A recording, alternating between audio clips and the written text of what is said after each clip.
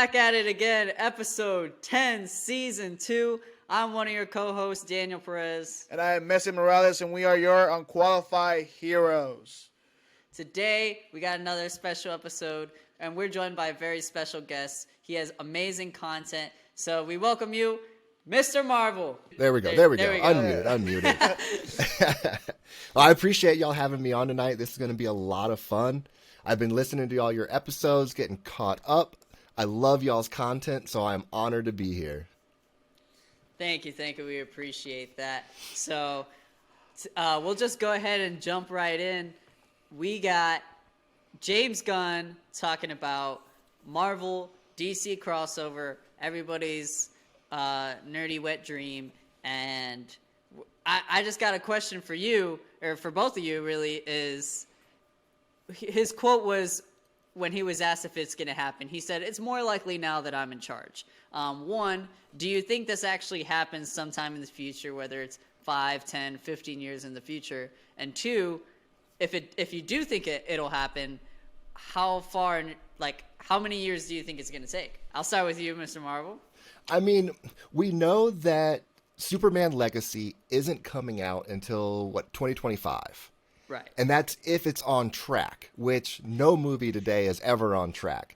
So let's just say, theoretically, we have to wait until the beginning or middle of 2026 to see if he can take the reins. But you got to think, James Gunn, Peter Safran, I mean, with those two together leading DC, anything is possible right now. Yeah, so it could happen. It happened in the comics, so why not happen on live action? Like you said, Mr. Marvel, it could take years for that to happen.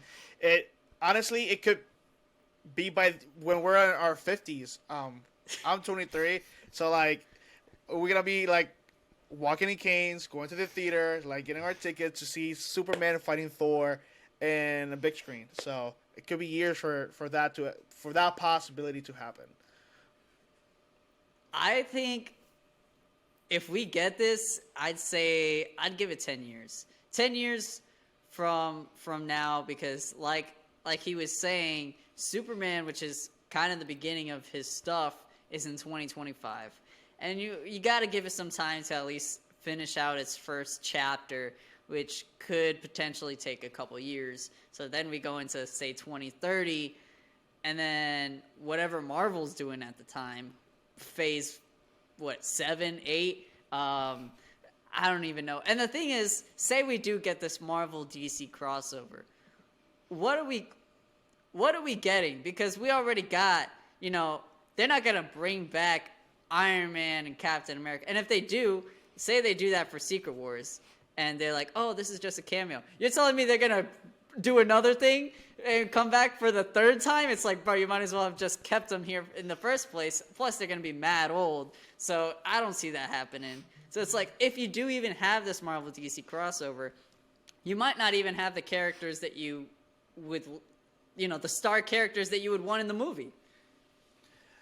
If it does happen, they're probably going to recast everybody because, God knows when that will be. But I wouldn't mind seeing it also in animation. Animation is rocking with DC. So if live action is not the way, I think RDJ can still do voice acting when he's old. So maybe that could be another possibility of seeing it. I like the idea about animation because DC live action are super dark, super dirty, and super awesome, but it's not the Marvel way. So I would see an animation before live. Right? Their animation is top game. There's no competing with that. So I wouldn't be surprised if they can't take it live action, and then animation is the way to do it. That was a really interesting take with the animation, because we already have some phenomenal animation. There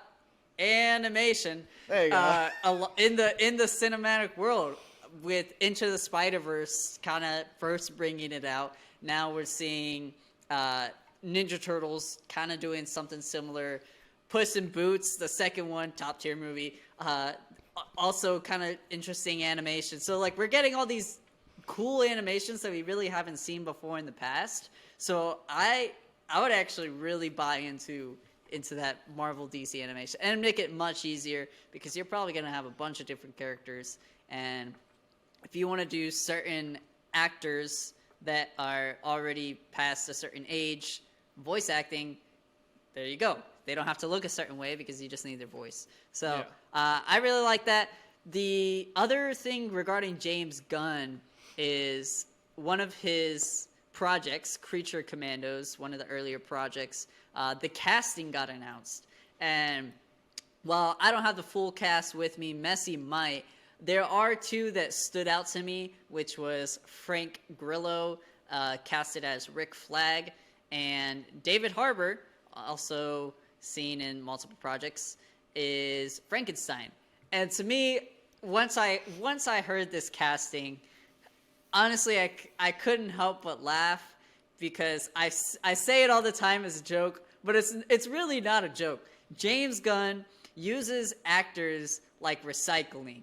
He'll reuse, reduce, recycle. Like, if you were in a project with him before, you're gonna be in a project with him later on, which is just really funny to me. So what do you guys think about this? You can go ahead. I mean, I am so ready for it. I don't want to drop this bomb, but it's going to be Rick Flag Sr., not Rick Flag that we know from Suicide Squad and Peacemaker. Yeah. Right. So he's going to be his dad. But you've got so many characters that they are bringing into this. Princess Ayana, Rostovich, the Bride, Niana Markutsu. I don't know how to pronounce her name. But there are going to be some awesome characters.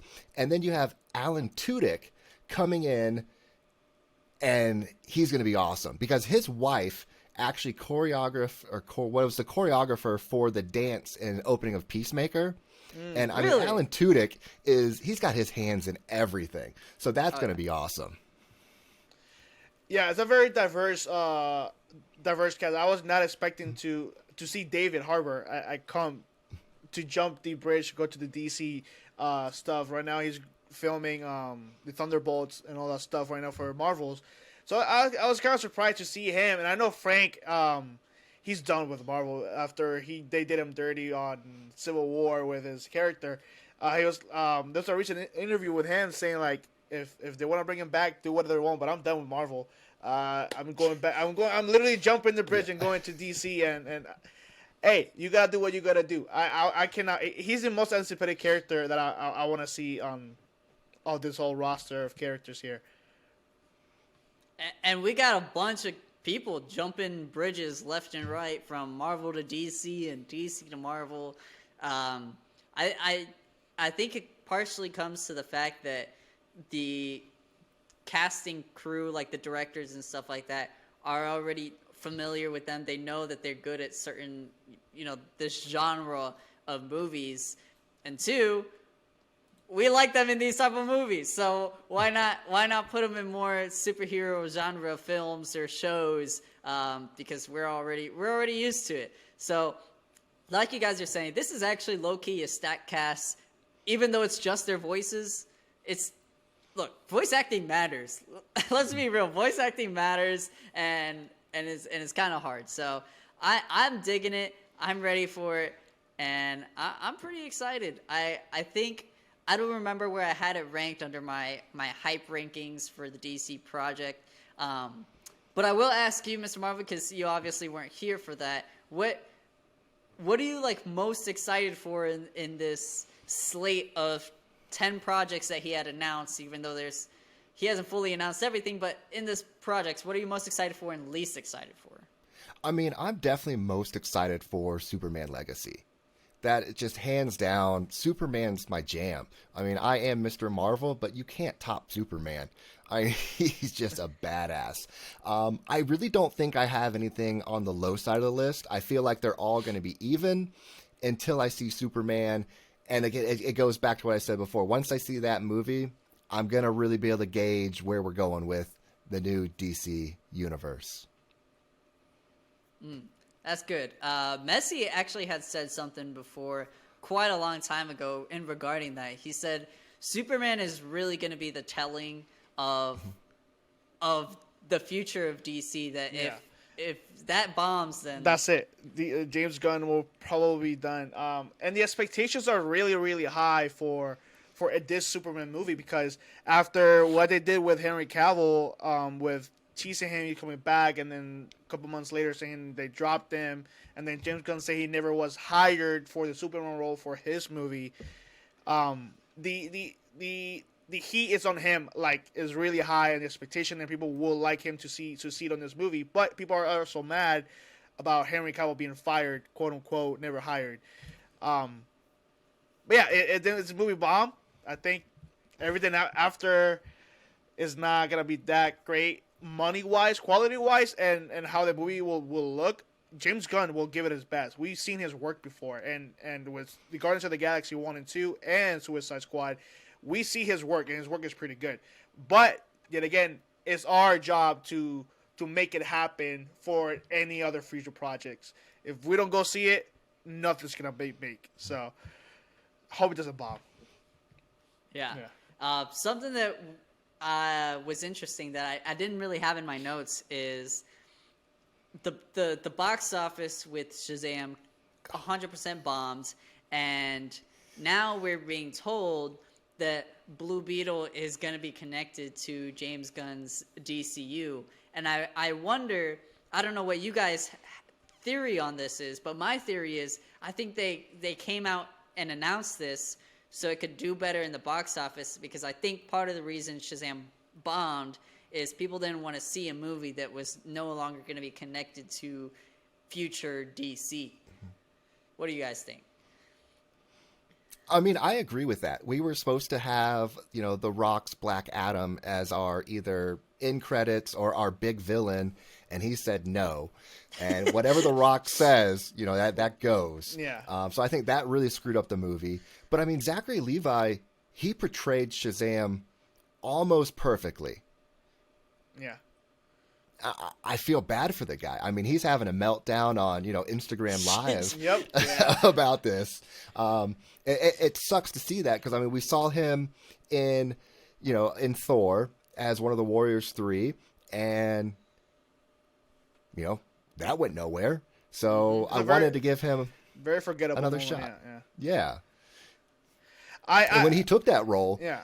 I'm sorry, when he took that role, he was told that will bring him deeper into the MCU. Really? And that was a total lie right there. Dang. Yeah. They killed him off Yeah. in the next movie. The Yep. first one he wasn't in it. They recast him, and then he put Zachary Levi in the second one. And the third one, they just killed him off in the beginning. They're like, that was the biggest lie. And then he came to the DC universe, and he did such great. Danny hated the movie. I don't understand. I hated the first one. I liked the second one. He hates Zachary Levi. I don't know why. I very much liked the second movie. He killed it. He, like you said, he portrayed the character like he brought the comic to live action. That's literally what he did. And the second one, he killed it again. But like you said, The Rock says something, and then people just follow what The Rock says, and now we're here. Yeah, it's very sad to see him on the state that he is. Dwayne It's a shame. Johnson, Yeah. unbelievable. But moving on from the DC universe, we got some Marvel news with a very anticipated movie being Deadpool 3, and that is that Colossus and Vanessa, who is Deadpool's lover in the previous two films, are coming back, which is kind of cool because just a couple weeks ago, the actress who plays Vanessa was asked if she was going to be in Deadpool 3, and she's like, we haven't come to any terms, so as of right now, no. And then next thing you know, they came to terms. So I don't know if they were ever talking, if they were still going through the contract like litigations to see if for her to be in the movie. But somehow, some way, very shortly after that interview, she got signed, and it's gonna be really cool because those are two characters we love to see. But one thing, unless I'm mistaken, I haven't heard anything about Domino being in the film, coming back, as she was in the first two. So it's interesting.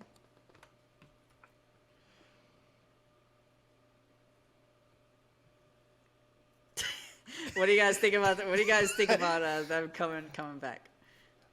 I mean, if you look at it, those two characters, I mean, they really helped the franchise get it to where it is today. I mean, shit. Wade went back in time to save Vanessa at the end of the movie. So that's a clear sign she's got to be in Deadpool 3. That's just how I look at it. But my question is, will Negasonic Teenage Warhead make a return? That is huge in my mind because she just kind of tied things in and made everything super funny. Yeah. But then we know, TJ Miller hated working with Ryan Reynolds, and he's gone. Right. There was some definite beef within the Deadpool casting universe. And I didn't honestly. I don't know what happens in set because one, we're not there, but I think their chemistry in the movie was done so well with those two characters. So it was kind of sad that they, like after the second movie finished and years happened because the second one was a couple of years ago. Now we know that there have been problems within each other. So is it Ryan Reynolds that hard to difficult to work with? Like his comedy, I guess doesn't fit with everybody. Like I know they're both comedy actors, so it was kind of weird to see that. And Domino, I don't know. She will be cool to come back, but she wasn't really that important on the second movie. She was there for the X Squad, and then they won because she got the lucky power. Well, I just realized I had said Domino and I meant Negasonic. I was thinking about Domino because I was gonna say something else in regards to her, and I accidentally said her name too early. But yes, I meant Negasonic. Yes, it was surprising that she hasn't been. Yeah, two different characters. She hasn't been coming back. Well, her stunt double died in Deadpool 2. So I feel like she has to do a justice to her stunt double and come back. So we've got to see Domino.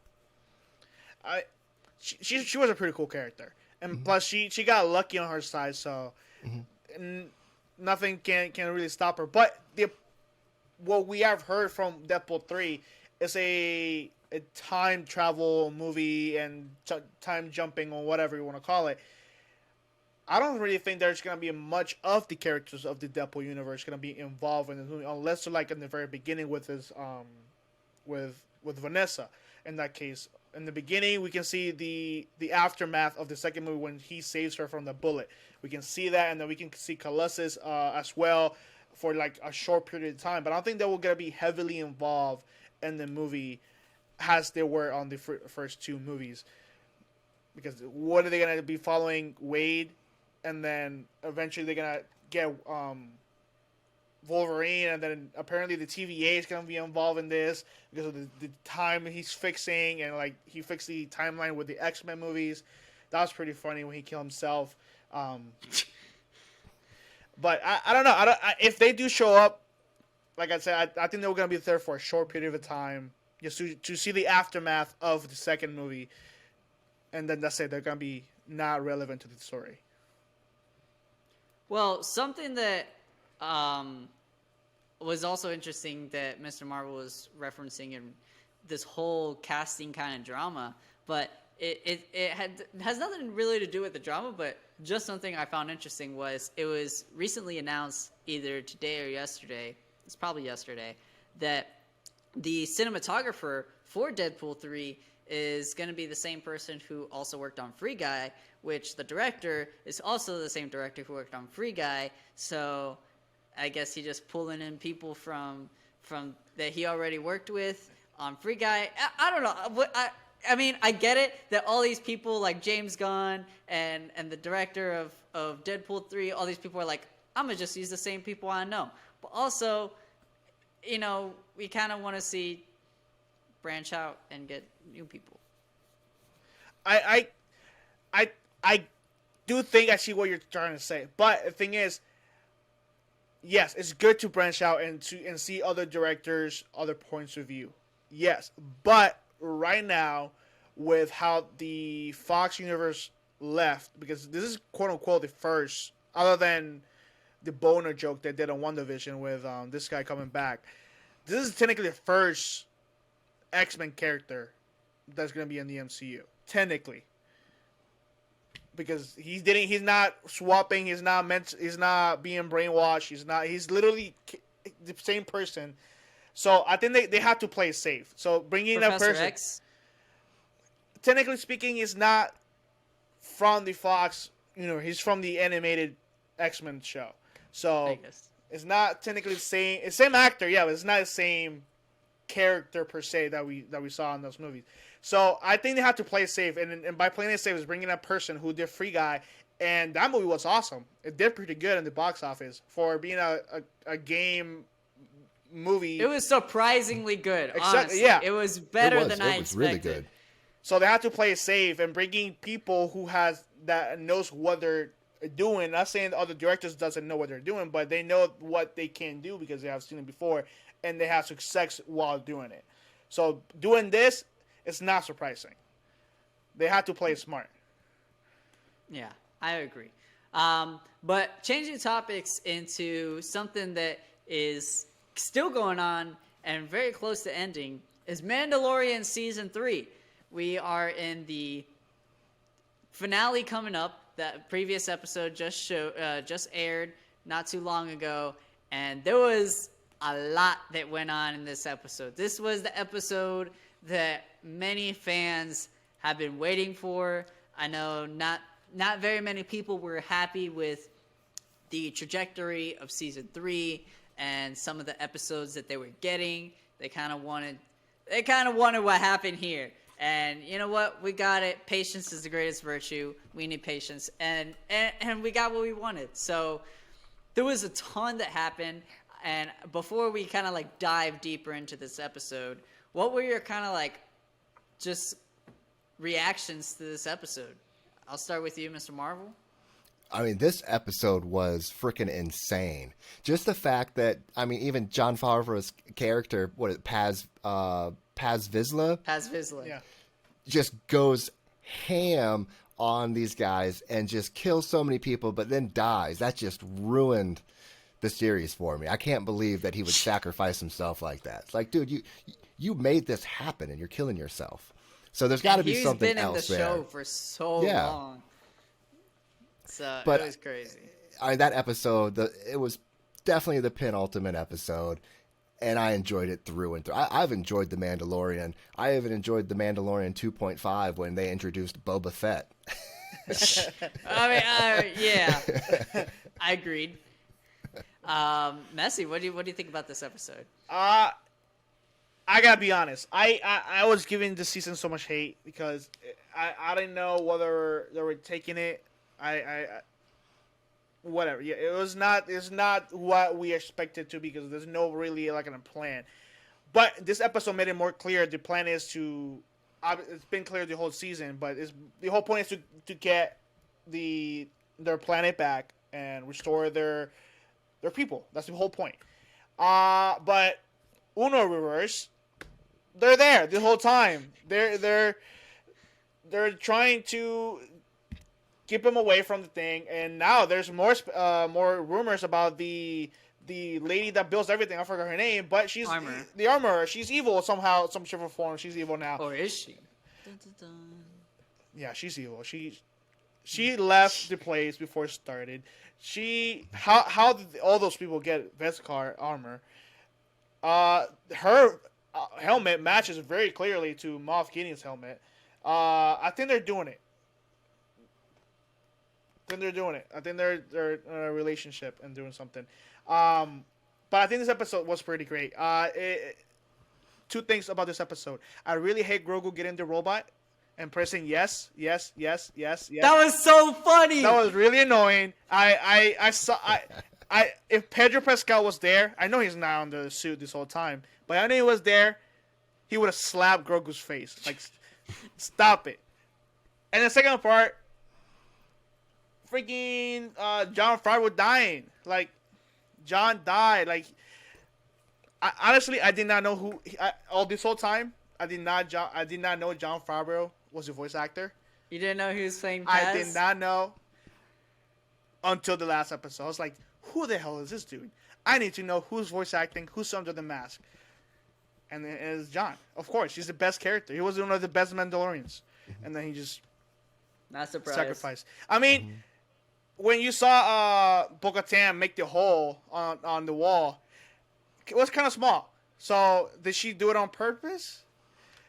Nah, I was kidding. She just made a hole. But I saw it so small. Like, this dude was not gonna fit on there. So he saw the hole. It's like, this bit is trying to kill me. So like, yeah. So yeah, we'll dive in deep into this episode. Starting off with, we finally see Moff Gideon again. We haven't seen him this whole time. We heard rumors. Is he gone? Who knows? And then we see the ship was blasted out of space, and there was a hole. What's happening? Where is Moff? Well, guess what? Now we know he's got this council that he's talking to and has got this plan, and we got the name drop. We got Thrawn's name dropped in Mandalorian. So that was really interesting. What do you guys think of that first part of the episode? Oh, it was wild. I was not expecting anything like that. Yeah. And you got the armor that he was wearing too. Mm-hmm. His armor. I don't know why the bad guys, they know how to dress. Every bad guy they look fly as hell. His outfit, his armor was super cool. But I did not expect a name drop at all. I honestly did not think they were gonna talk about him that soon. So I talked to Danny before, and I think that why they released the trailer for Ahsoka the week before, because on Star Wars Celebration was last weekend. They name dropped. We saw his back of his head of Thrawn, and they named up. And later saw his face. Yeah, and then they name drop here on this show. So it's like it's all coming together. Thrawn's gonna come back. The theory is he may back, like he'll make a first appearance on the next episode. That'll be interesting to see if he actually comes back. That would be awesome. Yeah, that would be cool. So we got that, and then we go back to where Din and Grogu are, and we see IG-11 come back. We've been waiting to see this. Well, some people have been waiting to see this guy come back. Not the way we expected him to come back. No. Grogu's in there. It was an interesting take. I definitely want to get your guys' take on this, but Grogu's in there. I gotta say, one of the funniest scenes that I've ever, watched on Mandalorian happen, where he was just like, yes, and Din was like, no, and he's like, yes, yeah, and he just kept on clicking it. It was, oh my gosh, it was just too funny because it just reminded me of some annoying little kid, but it's Grogu, so it's like a cute annoying kid, and it was kind of funny. But yeah, what were your guys' thoughts on Grogu getting, I guess, control of IG-11? I already know Messi kind of doesn't like it, but what do you think? I mean, it makes sense. Now he doesn't have to be in that little bubble carrier, and he can walk freely and actually do something. But what I feel bad for is because Taika Waititi portrayed IG-11. Mm-hmm. That was his thing. And now he's gone, and he's supposed to come back and do a Star Wars episode for us, or a whole series, I think. Something like that, yeah. Yeah, so I feel like maybe the Star Wars universe is already kicking Taika to the curb. I mean, after... Not the first time he's been kicked to the curb. No. I mean, after he did Thor kind of dirty on the last movie, we don't know what you're taking on Love and Thunder, but we kind of hated it on our side. Yeah, so I'm not surprised Disney is like, yeah, we're kind of done with you. You were cool and all, but you took it to a little extreme. So I'm not surprised. I wonder what he... Honestly, I wouldn't not be opposed to him coming to Star Wars and doing his own thing on Star Wars. It would have been really interesting. Even though the Thor movie was not the best one, but he did a lot of good things on the movie, like the costume portrayals and the actors were in the movie, and the story was kind of but it flew with it, makes some sense of it. So like seeing him, like, just give him like nothing related to the Jon Favreau Star Wars or the sequels, just put him on a planet really, really, really far away, and just let him do his thing. I would still see it. I don't know about that one. I think he might make it too like comedic. I don't know how I feel about a project fully comedic of Star Wars. But yeah, so we got him in IG-11, which to me was an interesting point because I believe it was John Favreau who was interviewed, or Dave Filoni, one of those two, that were asking, is Grogu going to be able to speak by the end of this season? And he's like, maybe. And I mean, this is Grogu speaking, right? He's saying yes and no. Is this what he meant by No. like? It could. I hope think. not. I think this is what he meant because like he didn't fully say yes. It kind of sounded like a variation of a yes. So this might be what he meant because directors and all those type of people, they be sneaky with their answers in interviews. We've got a lot of experience with that being Marvel fans. So I think this is kind of what he meant. Like, oh yeah, he was gonna be able to talk by the end of this, and we got freaking IG-11. But after that, I hope not. I honestly after that, yeah. what? So I hope because the last time they teased something this big, are like, oh, you like okay. So what Paul did on WandaVision, Vision himself, he said, oh, the cameo that we were expecting, that we were like, oh, it's gonna be like Luke Skywalker level of cameo. Nah, it's yourself. He's talking about himself. His cameo was himself in a white version of himself. So if they're doing the same thing here, I'll be really disappointed because he tried speaking before on last episode of they were on the ship when they were like being mother, father, and kid in the back seat. I hope his first words are, "This is the way." If he says that, I'll be happy. If he just says, "This is the way." Those aren't gonna be his first words. What do you think his first words? I think his first words are gonna be like "Dad," something like that. So anticlimactic. But as I was saying, kind of towards the end of this episode, we see the armor dip, and they're kind of set up into this booby trap with the bad guy's name. Forgot his name. Slipped my mind. Moff Gideon. But Moff Gideon. Yeah, Moff Gideon kind of leads them into this trap, and they're stuck. Din, we get this cool, like, sad scene where he's trying to fight them off, and he's taken. He's done. He's toast. Fried. Wait. And Wait. Mr. Marvel. Have you played The Last of Us 2? I have not. You have not. Okay, never mind. Go ahead. I was gonna make a reference. where I are know you going with that? because Danny has not seen or played, or they haven't seen because that's not out yet. But there's a scene on The Last of Us 2 where Joe is being trapped, just like how we see Din, because The Last of Us being played by the same Pedro Pascal. He plays both characters. So there's a very similar scene that happens on The Last of Us 2 and what we happen on the last episode with Din. So I'm not gonna spoil it. So never mind. I don't want to say anything else. It's a big spoiler. I don't know if there's a connection there, but I hope not. I hope not. So yeah, so he's toast. Then you got all these Mandalorians stuck in this kind of thing. She's got the Darksaber. She makes this tiny hole, whatever, and Paz Vizsla, he decides to stay off with his big ass machine gun fighting people off. Here's what made me mad. First off, he killed everybody.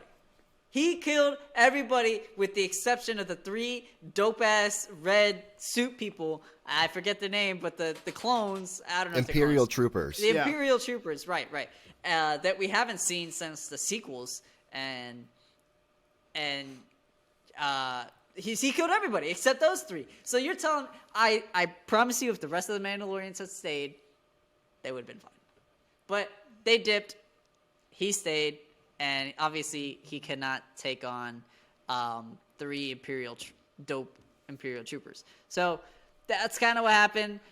What do you guys think about this ending scene? I'm kind of mad. I'm kind of mad. Okay, yeah, he has a big machine gun, and he was killing all the troopers, and then he overloaded. Yeah, the thing is gun. But why would they give him a little dagger at all? Well, why is he holding a little dagger? Why not a big sword or something big enough to fight? Because all three dudes just came with big ass spears and swords, and this dude just have a little dagger with a thing. 'Cause he has a Like- big machine gun. He can't carry a big machine gun and a big sword. Like, they just set him up for failure. Like, Well, if you remember, he was trying to get the dark saber back from Din. What was that? Last season. no, Boba Fett. Oh, was it in Boba Fett? Yeah, that was in Boba Fett, yeah. That was Yeah, last they all season. blend of together. Mandalorian. 2.5. 2.5. There you go. But he was trying to get that back because the dark saber was actually his family's, Yeah. like weapon. So I think that's kind of why he still has that little tiny sword, little knife. So disappointed. They literally set him up for failure. It's like, okay, we're gonna give you this, and sometime in your life you're gonna fight 3 people with bigger sticks than you, and you're gonna lose. That's what they did with him. I'm really mad about that. But it's okay. It's a very sad scene. It was a sad scene, and now we're kind of going into this theory hole of the finale. So I got all sorts of theories, but before I say my theories, I want to hear your theories. We'll start with you, Mr. Marvel. What do you expect in this finale? Well, I mean, for starters, I'm really hoping that Boba Fett makes an appearance. Yeah. Or at least another Jedi. Just somebody to save the day. And then I really want to know what's going to happen to Moff Gideon. Is he going to get away again? Are we going to put him down? Like, I'm just expecting something big. Because the whole, having Luke Skywalker show up How do you in tell the that? last... Yeah, you can't. So you got to have something big. I think the only way to top it is having Luke Skywalker and Ahsoka at the same time. That's because so I was talking to one of my friends, and he made it a very convincing theory that one of the reasons of them capturing Din is because Din knows where Luke is, and Luke stopped the Death Star not once but twice. So like he himself is a very powerful Jedi, and he can literally stop everything that they're doing. So if they know where he is, they can go stop him. They can kill Luke. Obviously, that does not happen because he's in the sequels. Another theory that there is, they could erase his memory, and then he will never realize who Baby Yoda is. Everything that he went through, that's gone as well. So like this. 2 theories that they're very convincing that could happen as well. But yeah, I would love to see Boba Fett again. Like, Boba Fett's a cool character. They kind of did him dirty. Not dirty. His first 2 episodes were good on his show. It just whenever they did the mafia part of the thing were not that great. But yeah, I would love to see him. His psychic, for her name, the girl that plays Mulan. You guys know what I'm talking about. Yeah, the girl, his bodyguard, and then I would love to see Ahsoka because they already mentioned Thrawn, and Thrawn is gonna be on her show, so she has to make an appearance. Fennec Shan. Yeah, her. Yeah, so she has to make an appearance because like the connection is there, and then what if the ending of this leads up to exactly how Ahsoka's gonna start? Because Ahsoka's next. Ahsoka's on August. This is now on April. So it'll be interesting to see. Well, can I drop this mind bomb for you? Yeah, Go ahead. Let's do it. So we know, I guess, middle of last year that Ray Park was on set for The Mandalorian. And Ray Park is the actor that plays Darth Maul. And we know the Armorer was part of Death Watch, which was run by Darth Maul. So could Darth Maul show up and I be would the guy? lose it. I I would would lose it. I think that's the only way to top Luke That's coming how back. you top Luke Skywalker. Right? Oh my gosh. That's mind blowing. I never thought about that. I mean by that time, out of my head. So wow. I mean, Because his costume design on Han Solo was pretty good. So like, there's no complaint there. I know they can pull it off. So if Darth Maul comes back, that will be pretty sick. That will be pretty sick to see him back. Like he has to come back. He has to redeem himself from the last live action that we saw him on the very beginning of Phantom Menace. That would be. It's true. We haven't seen him live action since. So Yeah. I mean, we got dope Darth Maul in animated form, but not in live action. So that'd be really cool. Kind of like a little redemption there.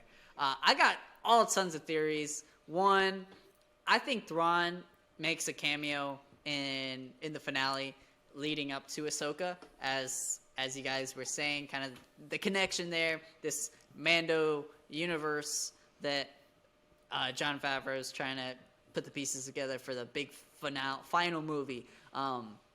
So I do think Thrawn shows up, especially after the name drop in this previous episode, and Ahsoka coming up.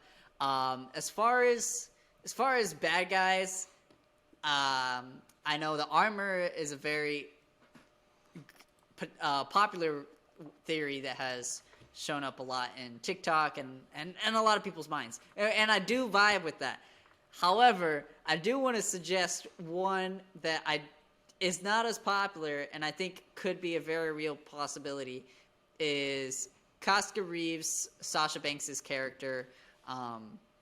She has just been kind of sus this whole time. She's shown up. She's been there since season 1 of Mandalorian, in the shadows, and season 2 of Mandalorian. I get all these seasons mixed up. But she's been in the shadows. She's been everywhere. So it's like, I could see her. And if you look closely to her, I rewatched the episode. And I try to like play and pause because I'm trying to catch these little things for the podcast and stuff. And you notice kind of like her reactions to what's going on. And for example, whenever the trap had happened, she looked like she wasn't even phased. Like she's like she knew what was going on. There was, if you look at her facial reactions through everything, even when they got trapped and Din was on the other side, she was just chilling. All the other people were like, oh, well, maybe you can't see their faces, but you saw her face because her mask was off and she was just straight chilling. And I'm like, to me that's kind of sus. So could it be her and the armor? Could it just be the armor? I don't know, but I think that's a possibility. And she did escape, so maybe. I mean, I can see that. I can see that happening because she made a comment on the episode before, when she was trying to capture the squid and the other alien. They were like in a romance type of thing.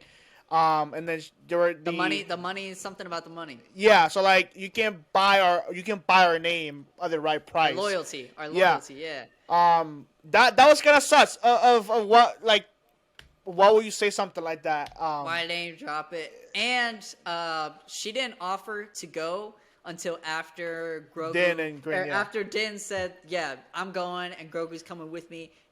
Oh no, I lost my camera. And she immediately was like, "Yeah, I'm coming too." So it's kind of sus. Yeah, I think the whole squad is sus. Like her, and then I forgot the main guy, the wolf, whatever. Because they were doing their own thing, and then Bo-Katan came in and then humiliated him in front of his quote unquote new squad, and then took over everything. So they could have been bought already by Moff Gideon. And they were just doing their thing, quote unquote, playing around with Jab Black and Lizzo on her planet. And I think they're in it. I think they know what's going on. I think they're backstage. Okay, I know this happened. Like you said, she didn't react to it. Like she was expecting it. But I will not be surprised if Sasha, like on last season, she was the one talking the most. This season, she's not. And the guy is. The wolf guy. I forgot his name. Axe Wolf, something like that. He's the one talking the most. And last season, he said like 1 or 2 words on the whole time that it was on screen. So, let's see.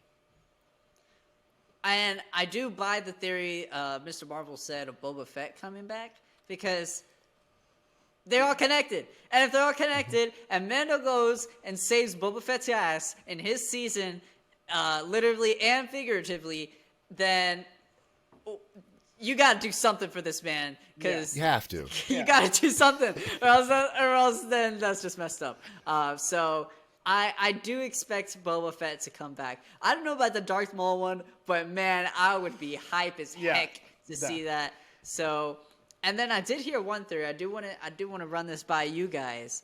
Is do you think Din? Actually, Messi had already mentioned it, but do you think Din gets his mind fried the same way the scientist did? Because I don't remember if it was Jon Favreau or Dave Filoni, but they were asked about the coming finale, maybe about a week ago or so, and he said it's going to be really sad, like next level sad type of thing. I don't remember the exact quote, but basically saying it's pretty intense as in terms of sadness. So I could see that, like that level of sadness, because if his mind's fried, the relationship with Grogu, terminates for the time being at least, and that would be really emotionally wrecking. So could you guys see that, or do you guys think that's gonna happen? I see it happening, because that was one of the things that me and my friend Sean was talking about. And it could lead up to that. I hope it doesn't, because that will really suck. I think that will be one of the most saddest thing, because we grew to love that relationship with father and son relationship since the very first moment that Grogu showed up on screen. It's like, this is it. This is Baby Yoda. This is his baby. There's nothing else stopping it. This is it. This is nothing else. And then them to take it away like that, father issues, bro. Yeah, I mean, I would be sad. I hope it doesn't come down to that. Yeah, it's gonna Because be. we need that relationship. Yeah. Yeah. But do you think it happens? I don't see any other sad possibility happening other than they kill Din. I hope they don't kill him. They're not gonna kill him off. I'm thinking possibilities of how the show will be sad.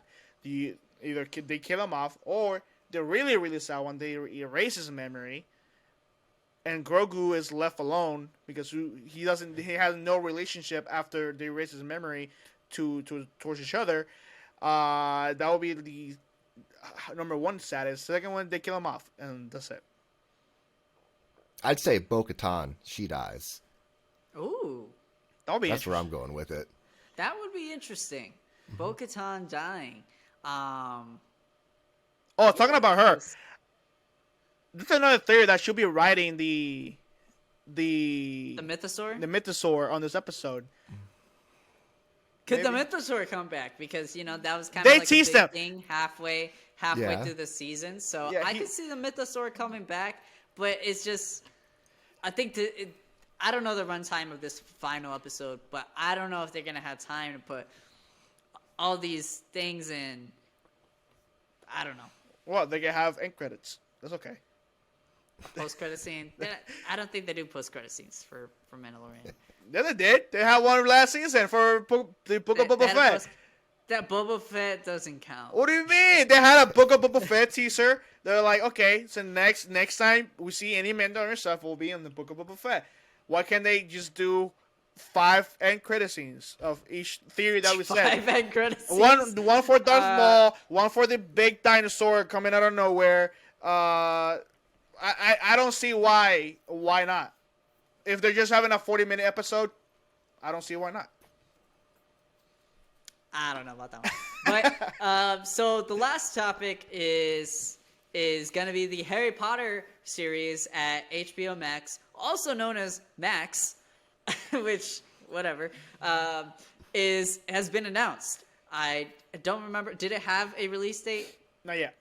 Okay, so it didn't have a release date, but it was announced, and this series is going to be following the books. So each episode or each season, I believe it's each season. Each season is going to follow one book. Right. So that's going to be really cool, but I know we're all different levels of Harry Potter fans here in this episode. But something that I think, and I do want to get your thoughts on this series announcement, is I don't think this is gonna do justice to fans who are like really into Harry Potter, because the movies were everything. The movies were perfect. Everybody, no one complains really about the movies. Like, you don't hear like this movie was straight up poop. Like no one really does that. They're like, and you have this big universe created, so all these amusement parks, everyone's got a wand, and you got the characters, Daniel Radcliffe and stuff like that. Now we're gonna get new people, most likely. I highly doubt they're gonna use the same people. Building this new relationship, and yeah, it's following the books, so the story might be good, but we already got this imagery of Harry Potter in our heads, and I don't think fans are gonna like it as much as they liked the movies. So what do you guys think about this series announcement? I mean, I don't know a whole lot about Harry Potter. I watched all the movies. I absolutely love them. I feel like I have to do it justice and give this series a chance. But we've seen other series like this pop up that have not done so well. Yeah. So I'm open to it, but I don't know if it's going to be good, if it's going to be bad. I'm on the 50-50 fence on it. Like, yes, I'm a huge fan of the Harry Potter stuff, universe, everything. A huge fan of it. Obviously, in the movies, they didn't tell all the stories that are on the books. And that's where most fans who read the book and saw the movie after, they left out, and they realized like they left out a lot of storylines that could have made more sense to the movies. And that makes sense. There's going to be more detail to the book. What I'm scared about is they're going to change too much of it. Because all these woke stuff happening, don't get me wrong. If they want to do anything, change some stuff, by all means. Is we're in the new era of television, new era of everything. Everything is okay, but I'm scared they're gonna to change too much about it to make it fit the quote unquote agenda of studios to make everybody happy. That's what I'm scared about, because yes, it's okay to change characters and whatever, but don't change the books to make everybody happy. If you're gonna bring something that has already been made and keep it true to the source, don't really change too much about it. That's what I'm really scared about, because what we have seen before with woke stuff that's been going to the TV or movies or whatever hasn't really done really good on box office or numbers. It's not me. It's the actual numbers of the TV and numbers of money is not really doing good. Bucks Lightyear. They just put one gay person on it, and the movie bombed.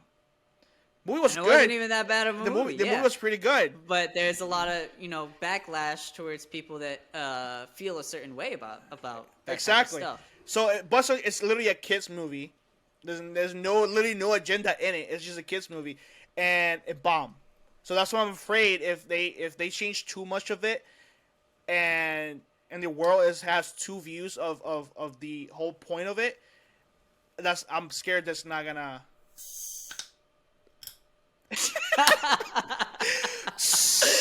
That was funny. Yeah. But no, I see what you're saying, because there's already some controversy surrounding J.K. Rowling. Exactly, especially with her. She is gonna be heavily involved in it too. Heavily involved in this show. So could the controversy, ultimately be the downfall of this show, with some people liking what she's doing and some people hating what she's doing, and then ultimately the show fails because of this divisive fan base.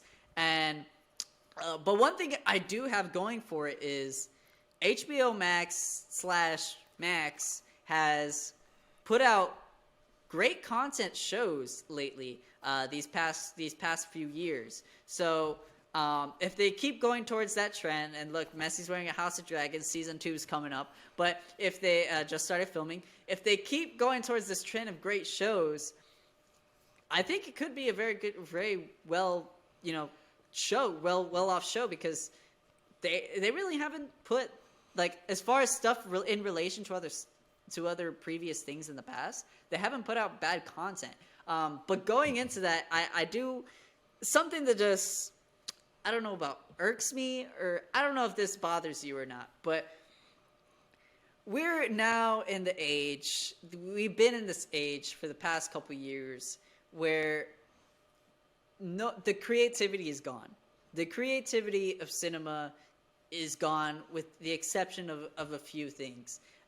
Now it's all about nostalgia and bringing back to life things that were already made, but just kind of expanding on it, just kind of bringing it back to this old fan base. Do what works because you don't want to take the risk of doing something new. I think that's what it is. People don't want to take the risk of doing something new. It bombing. It takes too much work. You take too much work to make something new, and they're just bringing something from the past. And they're doing the same thing now with Harry Potter. They got this series coming back.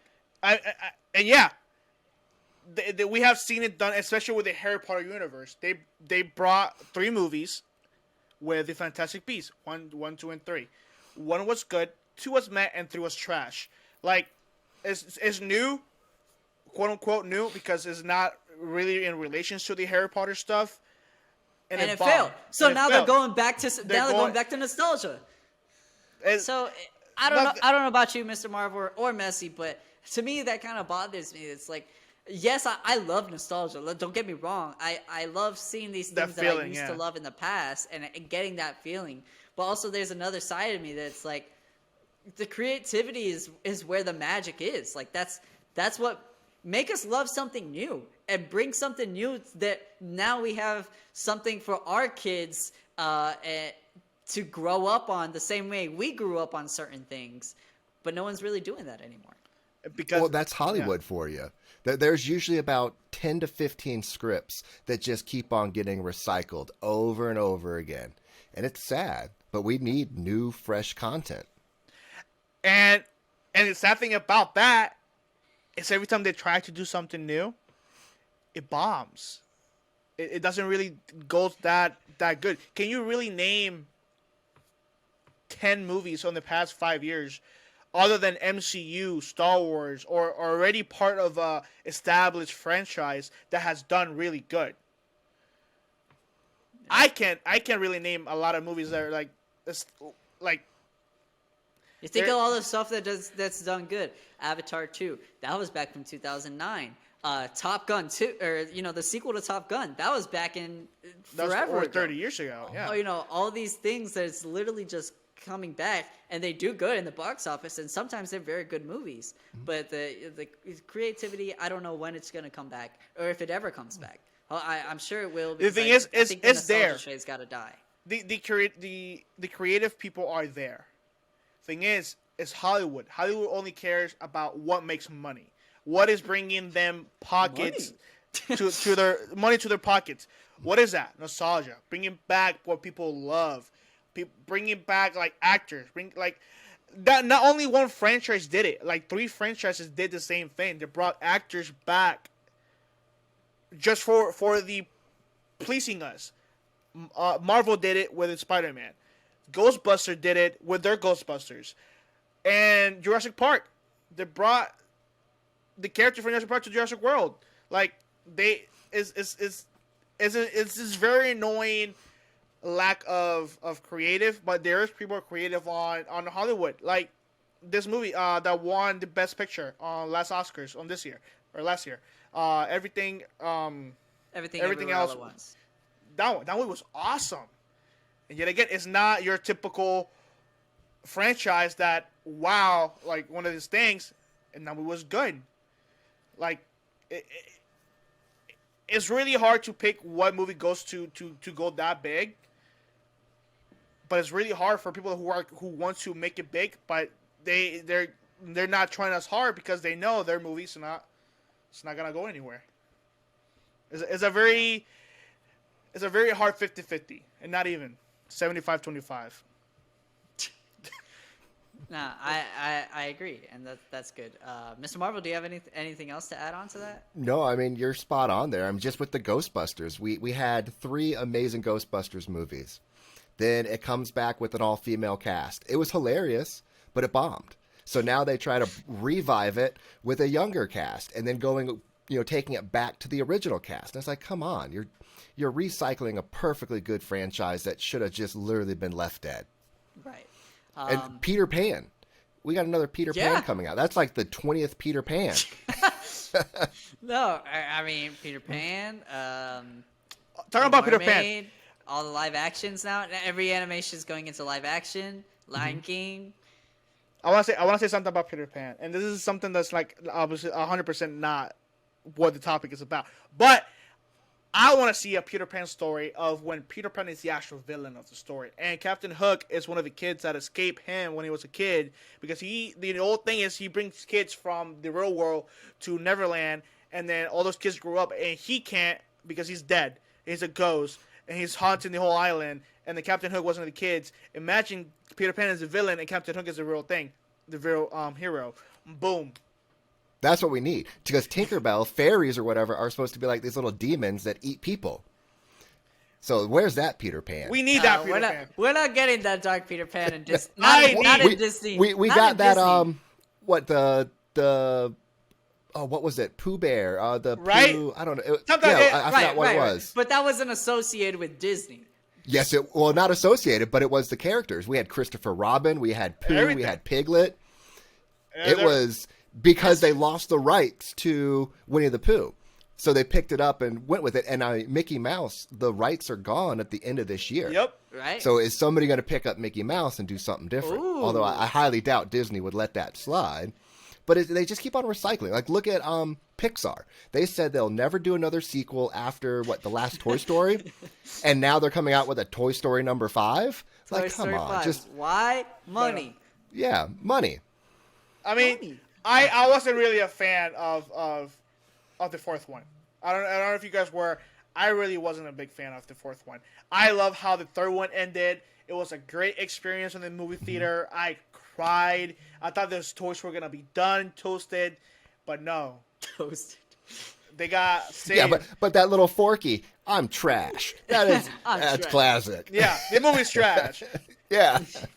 That's what the whole thing is. Oh, Toy Story 4, I don't think it was bad. It was bad. But it wasn't horrible. Bad. It was horrible. I don't know how you can finish off. But before we end the show, I do want to ask Mr. Marvel, do you have any hot takes, recommendations, is anything you want to just say to the podcasting world out here?